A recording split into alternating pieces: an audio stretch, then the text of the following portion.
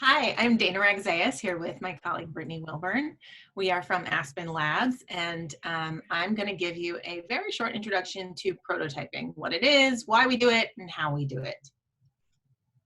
So when we talk about the human-centered design process, this is how we talk about it, moving from inspiration to ideation to implementation, starting with seeking to understand, where we go out and learn about the people that we're designing for and with, and the spaces that they inhabit, framing our opportunities based on what we learn when we go out and do that research, then imagining possibilities. So imagining what are some design solutions that we could create and implement to address the needs or the goals that we uncovered in those first few steps. Then we prototype ideas, which is what I'll be talking about in this video, which is where we test some potential ideas that we think might have legs and might work. And then we move into piloting and operationalizing and spreading ideas. Under each of those steps, here's a sampling of some of the methods that we use as we go along this process. In prototyping ideas, there are many different methods that you could choose to test out your ideas and to learn from them. And so I will introduce just a few of those methods today as we move forward.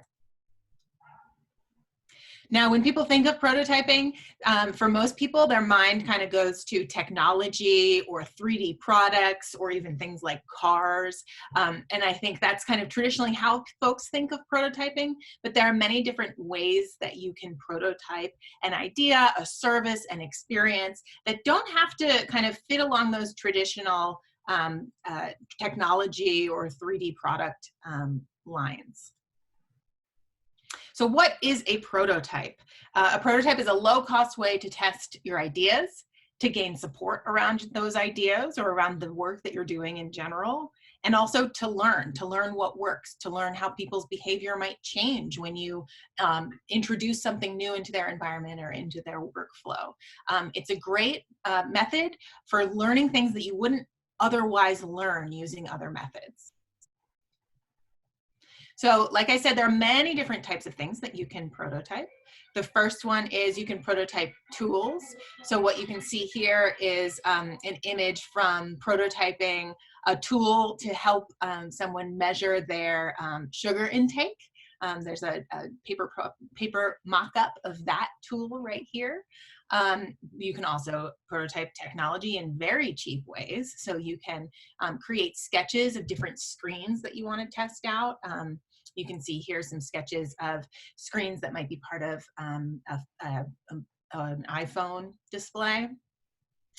You can test out workflows. So here you see physicians and nurses testing out a workflow in a mocked up OR, operating room environment.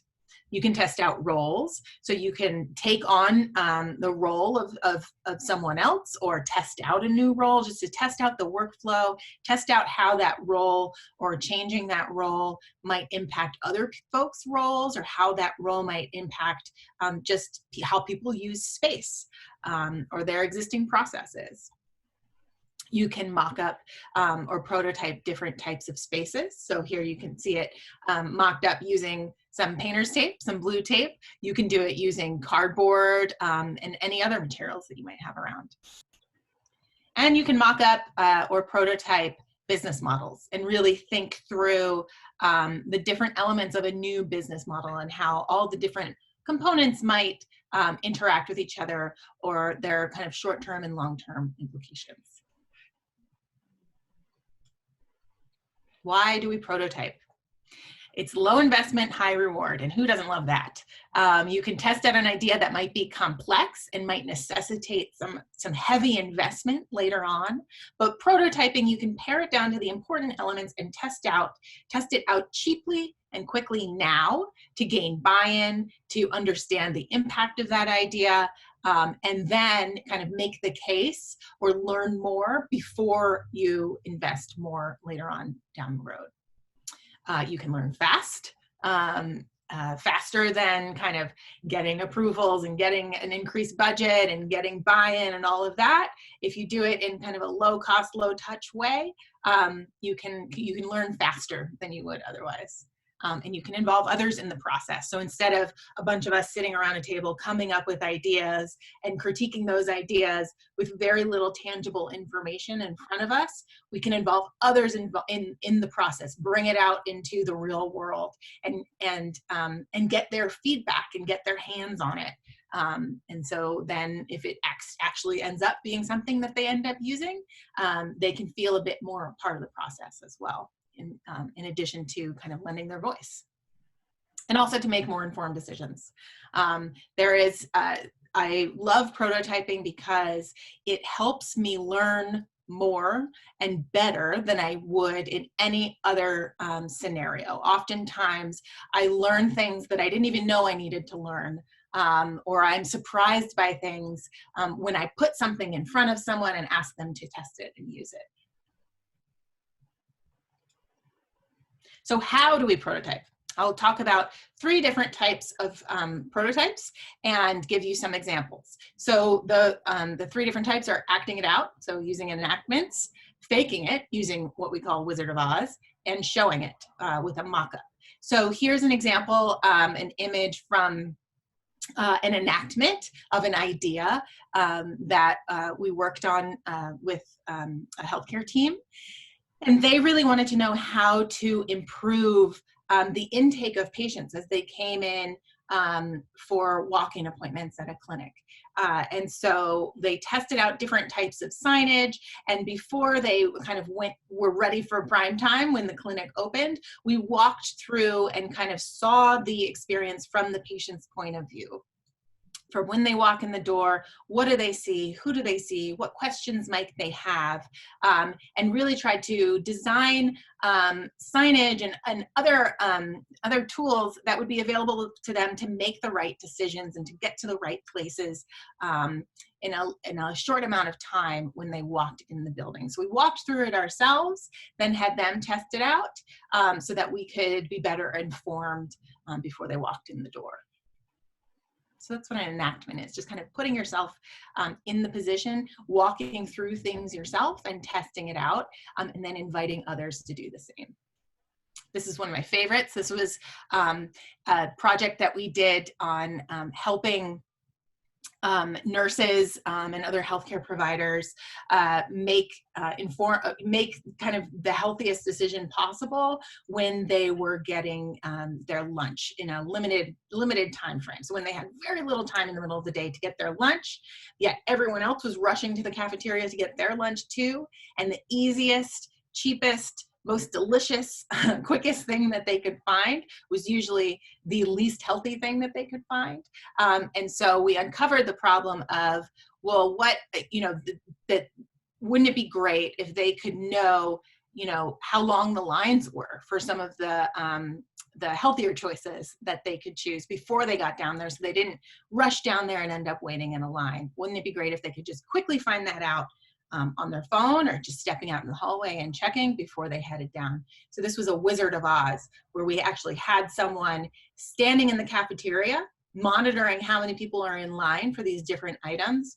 And they would text this guy that you see in the picture, and he would change the number on the poster so that people could just quickly step out in the hallway, check the line, and then make the decision of, I'm going to keep on working and take my lunch break in another 5-10 minutes when the line dies down, or okay, I'm going to run down there now and pick up my lunch. So that's Wizard of Oz. Wizard of Oz is just kind of faking or making the higher tech back end of your idea into something that you manually do. So making people do the things that technology might do in the future as a short-term test to see if this idea actually works and has value for people before you invest in those kind of higher cost, higher technology solutions. The last one is a mock-up. So this is showing it and showing it to someone in order to get their feedback, their buy-in, and also to kind of test out how it would work. So this is one of the photo from one of those ideas that we tested kind of on in a similar project around helping people make the healthiest choices in the cafeteria. So we mocked up different kind of flows that people could take walking through the cafeteria, because we notice that when people come into the cafeteria, they have all these options and there's no one kind of flow through it, or they, you can't really tell which line is which, and which line has the longest wait, etc. And so we mocked up very quickly and cheaply with arrows on the floor how people could go to get certain things. We use those dividers, you see the black kind of poles in the middle there, to delineate how the space could be laid out, to get people's feedback on that, and actually have them see it, and also to have people use it. So that's an example of a mock-up, where you can also do a mock-up through just sketching, doing something like a storyboard of an idea, or just quickly mocking up a space and having people react to it and try and use it, give their feedback through that. So how do you start prototyping if this is something that you haven't done before and it might feel a little bit overwhelming? So I recommend just starting simple. Come up with a very simple plan, but start by asking yourself, what's the impact that you're trying to have? That question will keep you from wasting too much time or too many resources testing out an idea that might seem flashy, but might not actually have the impact that you're going for. So start by really articulating for yourself, what is the impact that you want to have? Or what is the experience that you're trying to create? What experience are you trying to create for the people that you're designing for? And what is that going to feel like? How are they going to interact with the space or the product or the process that you're designing? And also, what are you trying to learn? Like I said before, prototyping is a great way to learn and to answer questions that you can't answer in any other way. So what are those things that you are trying to learn?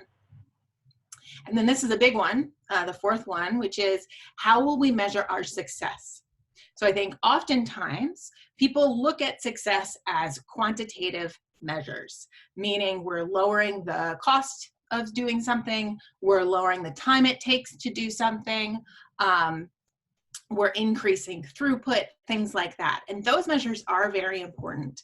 But with prototyping, we can't forget those qualitative measures as well. Do people enjoy this? Do people want to do this? Does this make people happy? And does this actually have the emotional or physical impact that we're trying to have, the experience that we're trying to create? So lay out for yourself, what are those things that we will measure, both qualitatively and quantitatively? And then ask yourself, what can we do today for $10? You might end up prototyping something bigger with more investment and more time, but try and challenge yourself to think of, okay, if we were going to test this one thing out today and we only had $10 to spend on materials to do this, what would we do? To challenge your brain and stretch your brain to think with those constraints is a really good exercise. So these are the kind of questions that I ask myself and the folks that I work with when I start prototyping, just to ground yourself in what it is you're trying to test and what you're trying to learn, and the impact that you're trying to have. And this will keep you grounded and often kind of helps clarify for you what it is that you are actually testing here, because it might be simpler than you think it is. All right, that's all for me on prototyping. If you have questions, feel free to reach out to hello@Aspen Labs Network. Thank you.